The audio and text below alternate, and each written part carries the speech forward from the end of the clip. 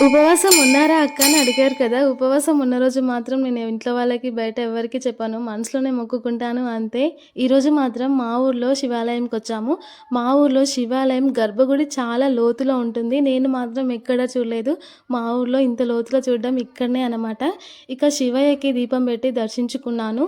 మా ఊరి శివాలయం నుంచి శ్రీశైలం వరకి స్వర్గ మార్గం ఉంటుందంట అందరూ అంటారు. మేము సాయంకాల సమయంలో అయితే వచ్చాము. పిల్లలతో పాటు అమ్మతో అందరం కలిసైతే వచ్చి దేవుడినైతే దర్శించుకున్నాము. నిజంగా మా ఊర్లో శివయ్యని దర్శించుకుంటే ఎందుకో శ్రీశైలం ఇక శివయ్యకైతే దీపం పెట్టి దర్శించుకున్నాను. అసలు గుడిలోకొచ్చిన తర్వాత ఏం మొక్కుకోవాలో తెలీదు. నిజంగా బయట ఎన్నో కోరికలు కోరుకుంటా గానీ, గుడికొచ్చిన తర్వాత శివయ్యని చూసిన తర్వాత ఏ గుడికి వెళ్ళినా గానీ అసలు దేవుడిని చూసిన వెంటనే నా కోరికలన్నీ మర్చిపోయి అడగకుండా ఇంటికొస్తాననమాట. ఇక మా ఊర్లో అయితే వ్రతం చేశారు మధ్యాహ్నం టైంలో. ఇక మేము మధ్యాహ్నం రాలేకపోయినాం. సాయంకాలం వచ్చామన్నమాట. అసలు ఈ ప్రసాదం మాత్రం నోట్లో పెట్టుకుంటేనే కరిగిపోయిందండి. అంత